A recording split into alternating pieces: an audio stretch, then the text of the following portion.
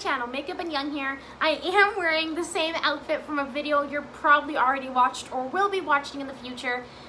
That's because I didn't want to change outfits because I had to film 2 videos today. I'm sorry, but I'm also not sorry because I think I look darn cute. Today we are going to be ranking all of the foundations I have. Now, these are not all the foundations that I've ever worn. They're just the ones I have now, and typically the ones I have currently right now in my collection are ones that I enjoy. I do want to quickly note that these do not include my abundant collection of BB and CC creams or anything that has any type of like SPF in it. These are solely foundations and marketed as foundations. Now I'm gonna do a little scoochy this way so that you guys can see what I'm talking about. We're gonna have some pictures up as well as price points. As you guys know, I always have notes, and we're gonna go over what I'm looking for myself in a foundation because I feel like not everyone is looking for the same thing in a foundation, right?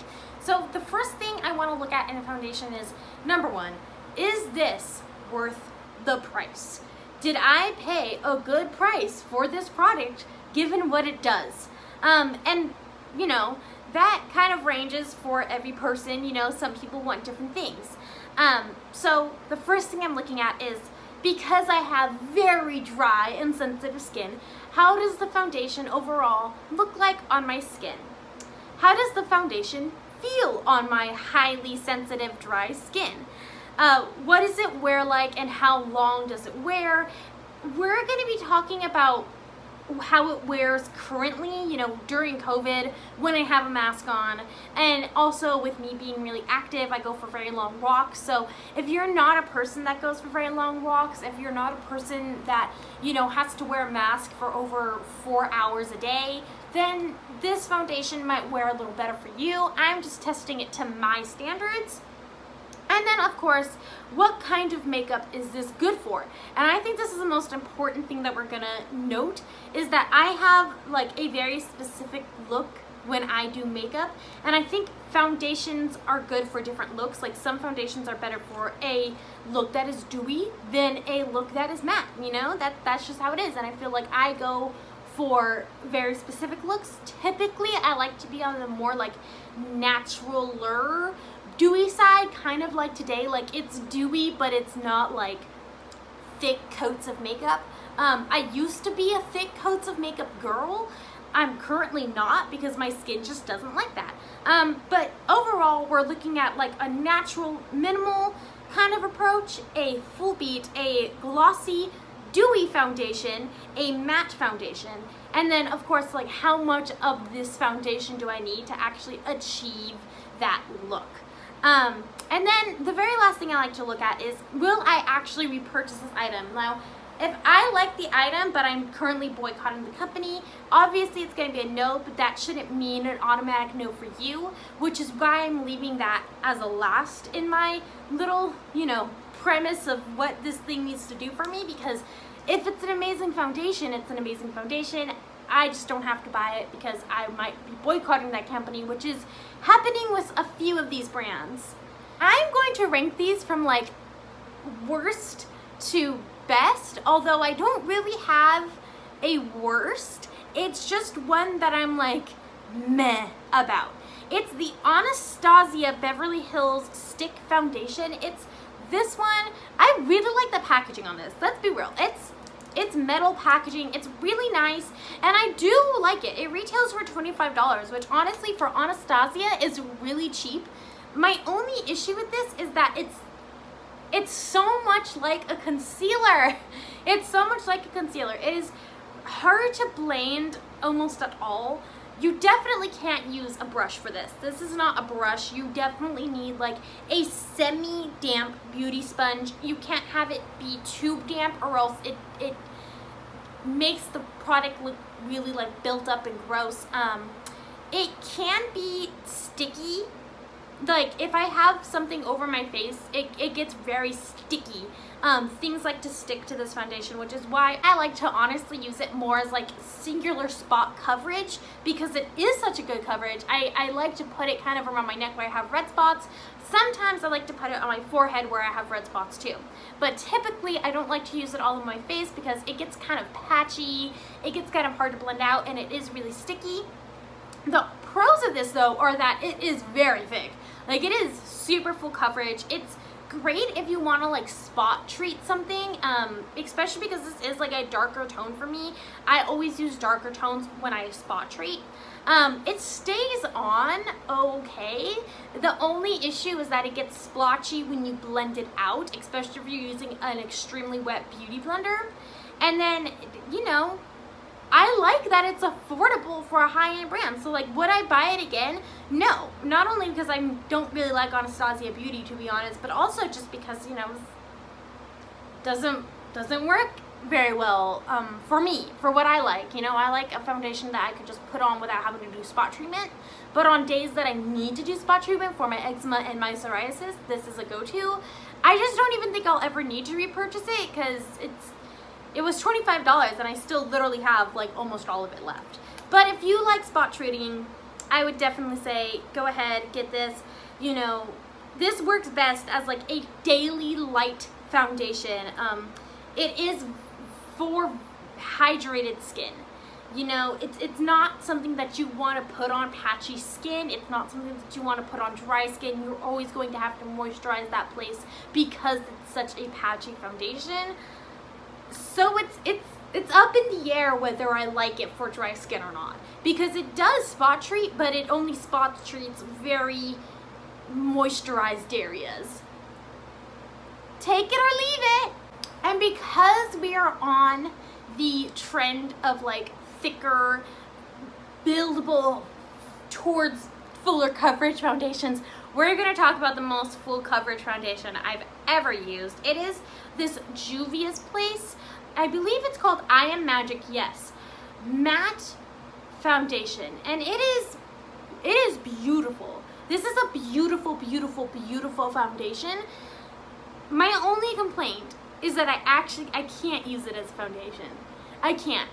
This is for a very particular skin type where someone is trying to hide all of their natural skin. I use it actually as like a base and a concealer, like an eye base and a concealer, because it is just so thick and like heavy. But I don't necessarily think that's a bad thing. I think if they would have had this in high school, I would have 100% worn it, because at that time I was looking for a fuller coverage, something to like hide any scarring, something to hide any redness. So if you are looking for that, I would definitely recommend this. It is a very matte foundation. So if you don't like a matte finish, if you like a more dewier consistency, maybe not this bad boy, but it's so cheap that honestly I would continue to buy it just to use it as a concealer, because I think it actually makes a wonderful concealer. It's really great if you use it as a concealer. Next up is the Covergirl Clean and Sensitive Foundation. Now this retails for $6, and I'm not sure if this is still a thing. I went on their website and it looks like this has been rebranded to be this like pink bottle, which I've seen everywhere, which I wanted to get until I realized that this might be the same thing as that. I almost want to buy it to see if they are the same thing, or like maybe compare formulas. This is, you know, I don't want to say there's anything bad about this, because there's not. It's just, it's nothing amazing. It's nothing that I'm like amazed by. I just don't buy Covergirl anymore at all, really. I am kind of trying to boycott them. The only reason I would ever buy another foundation from them would be to compare if this is like the same thing, different packaging, because that's a little shady. But I'm not a Covergirl girl anymore, if that makes sense. But I mean, it is a great foundation if you have sensitive skin. And for when I was using this, which was in high school, I've had this since high school, which is disgusting. It worked great because I had extremely irritated skin. I have very sensitive skin. I was dancing for 5 hours a day, and I would do an entire show, come home at 1 in the morning, literally rip off whatever makeup that lasted on my face for 12 hours with a wet wipe, go to bed, wake up, have red skin, and just have to like throw foundation over it, run out the door because I've only had 3 hours of sleep. Like it was very intense, and this helped with the intensity because it didn't burn my skin. It didn't make my skin any more irritated than it already was. It's not slippery, it's not oily, it's just like a good average foundation. You know, it works. It's not something I would use anymore because I don't need this anymore. I feel like I have a good skin routine. I feel like I have better foundations than this, but if you want like a good baseline foundation, I feel like this is it, especially if you have sensitive skin. Like this is a good baseline, and I would recommend trying their newer pink bottled version because I think this is the same or similar formula to that. Now, we all knew this was coming because this was my favorite foundation for like years. This is the Maybelline Fit Me foundation, and I remember a time when every single YouTuber made a video ranting and raving about this foundation. And here's the thing, they weren't wrong. There are no cons with this foundation. I can't say like I don't like this foundation. I love this foundation. The only reason it's closer to the bottom of the list is because I don't reach for it anymore. I don't really need a thick, heavy coverage very often unless it's around like my neck area here still gets severe eczema, but my face doesn't get as severe eczema anymore. So I don't reach for this as often because I don't need that fuller coverage. My skin looks pretty good on its own. So, you know, it is a bit heavy, which is why I don't use it as often. But if you do have sensitive skin, if you have skin that has like a lot of redness, if you have skin with a lot of acne or pimples that you like to put makeup over, only if you like to put makeup over it, or if you just like having a thicker coverage, I would 100% recommend this because it doesn't move.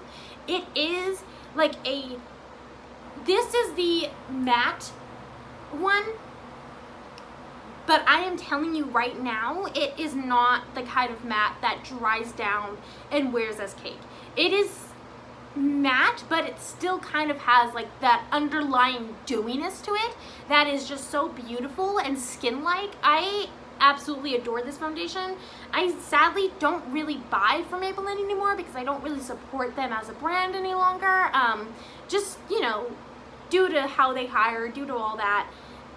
But it works great. Especially for dry skin, this worked great for me because it still had like that bit of dewiness that my skin needed. It wasn't matte to the point that it was sucking out any hydration that I had. So overall, I think this is a perfect full coverage foundation.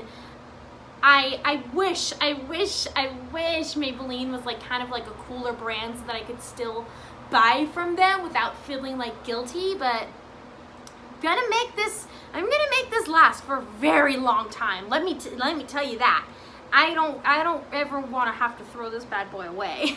Next up, we have a brand new baby that the internet basically pressured me into buying. It is this Rare Beauty foundation. It retails for $29, which to some of us sounds really expensive, but listen. Higher end foundations, I've seen higher end foundations literally be $100 and more, so I'll take what I can get. $29 is actually a really decent price for a high end foundation, which Rare Beauty is. They're sold at Sephora. They're higher end. If you don't know, this is the foundation made by Selena Gomez. Now, I am still on the fence about this because a part of me loves this foundation and a part of me doesn't like it. It is a very wet consistency. I almost want to see if it'll like do the thing. It's so like wet and watery that sometimes when I take it up, it literally just, here it goes. It's gonna do it. It's gonna do it. It's gonna do it. It's gonna do it. It's not gonna do it. It's not gonna do it. It's basically like putting like a watery foundation on your skin, which is fine. I've had wonderful watery foundations. We're actually gonna get into that in a second. But this one, yeah, it's very watery. It can wear over time, over time, like this isn't something I wear when I want to go out on a walk. This is more something I wear when I kind of want to stay home, or I want like a very light, dewy, natural look. And I think that if you are looking for a light, natural, dewy look, this is perfect. This is beautiful. I think this wears beautiful. It has a really nice applicator. Now, if you're a makeup artist, you're gonna hate this applicator, but if you are at home, you're gonna love this because it is really nice. I kind of like it, honestly, and it's a great summer foundation. You know what I mean? Like when you're trying to be out in the sun, but you want like a very minimal coverage, I feel like this is a great foundation for you. I think, you know, I like this foundation for that kind of look. I don't really like this foundation if I'm trying to go out, and I'm gonna be, you know, doing a full beat. If I'm even gonna be doing makeup like this might be a little too light of coverage. But if I'm just looking to like throw on 5 products and leave, this is a beautiful foundation, and I definitely recommend it. Oh, I did want to add that I always have to add powder to this, because if I don't, it is very dewy, and the consistency of the actual product itself is so wet that I have to add powder or else it moves everywhere. So if you're not a person that likes to have the extra step of adding powder, maybe this isn't a foundation for you. I don't mind it. I kind of have been setting my foundations with powder lately anyways, so total disclaimer, that's up to you. I do have to add powder over this though. I typically use the Kimchi Puff Puff Path Primer. It works perfect. Other than that, I think this is a beautiful foundation if you like that dewy, natural look. Next up, we have this bad boy. This is from Shop Miss A. This is the AOA Studio Foundation. This is one from their Paw Paw brand, which means that 50 cents of every single sale goes towards helping animals and animal charities to prevent animal abuse and prevent animal cruelty. So that's basically the only reason I bought this. I just thought the packaging was really cute. It's like a little, like, it's almost like a baby bottle, but it's not. I thought it was really cute, kind of like old school almost. Also, you know, animals. I love animals. I literally have like fake cats all over my house. Fake cats and pumpkins every day, all day. This actually is the foundation that I'm wearing today. It is like a matter coverage. It hasn't really moved at all. It is like a thicker consistency, if that makes sense. Like this is something that I would wear when I'm trying to do more of a, you know, full beat look. It is really nice. It's dewy, but it's not as dewy as the Fit Me foundation. Like it's dewy, but barely. It's mostly a matte foundation. This is a foundation that you would only want to use a blender with because it has like a very cakey consistency. I typically have to blend it out a lot with my very wet beauty blender. But because it's such a thick consistency, I really find that it just doesn't move around very much, which I like. This is something that I wear when I like to go out and take walks because it doesn't move. It's very matte, it's very thick. It kind of just stays in place. And it is full coverage, but it's not like a cakey full coverage, which I think is wonderful. Here's the thing. This is only like $1.50. Yeah. So this is like my second favorite foundation, and it is only $1.50. Either that says something about me or that says something about Shop Miss A in general, because one of us is doing something right and one of us is doing something wrong, because this is like such an amazing foundation. I really like it. I really do like it. The ProWear foundation line is really awesome. My favorite foundation at this moment is actually their buildable foundation for $1. Yes, my favorite foundation is $1 foundation. You may go ahead and laugh. I'm being completely serious. This is probably like one of the best foundations I've ever had for my current skin type. It's full coverage, but it is very thin, and it is like very buildable. It is like one of those almost watery foundations. It even comes in like a little like dropper. Like it is very watery, but it still has like a thicker consistency than the Rare Beauty foundation, which I find like kind of weird. Like I like it though, and It really goes well with a brush, it goes well with a wet sponge, it goes well with a dry sponge, it goes well with a semi-damp sponge. I feel like no matter what you try and apply it with, it will apply nicely.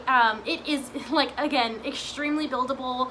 You can do a really light base with this and a really light coverage, or you can really get in there and do a more, you know, heavier coverage with this. It's also like, it's weird, but it can be matte or dewy. Like, it's not particularly matte and it's not particularly dewy. It is kind of like the Fit Me foundation in a way that it can be a little bit of both. It is on the matter side, but it still has like that dewiness and fleshiness to it. I think it's absolutely lovely. Overall, I can't believe that literally like my favorite 3 foundations are from Shop Miss A and are literally like under $2. That's, who am I? Honestly, I've been liking all of their recent launches. Like, the ones that they get from like other brands are like bleh, but the ones that they have from their own creative studio, it's called like AOA Studio, is their own products. I adore those. Those are amazing products, and you would never think. Like, I have their Paw Paw blender, beautiful. I have their new I think it's like a lip balm. It's wonderful. They all work great. So now here's the thing. My #1 foundation isn't here, because I feel like I haven't found my #1 foundation yet. I feel like I'm still looking for like my favorite foundation of all time. I love the Shop Miss A. I love the Fit Me foundation. I really like the Rare Beauty foundation. I just feel like I'm still looking for like that one in between that is all of my favorite foundations merged into one. And so I'm leaving the #1 spot kind of blank. I don't know who it is yet, and I'm sure I'll find it one day, but it's not today. I still feel like I'm kind of switching between foundations for each look and kind of switching up every foundation I use, you know, every day to every 2 days, you know. I never want the same thing, and maybe that's just how I work, is I like to use different foundations every single day, and maybe I'll never find my perfect foundation, but I feel like there is one out there. I just haven't found it yet. Alright guys, that is it for this video. Thank you so much for watching. If you have a favorite foundation, please tell me about it down below in the comments so that I can check it out and see if it's something that I would like. Also, if you found a foundation in here that you think you might like, DM me, comment down below, DM me on my Instagram or my Facebook. I would love to talk to you about this foundation, send you some more information about it, because I want to make sure that you get a foundation that you actually like. Alright guys, thank you so much. Please like, comment, and subscribe, as well as watch one of my next videos. Who knows, it might be another one you'd like. And have a wonderful day.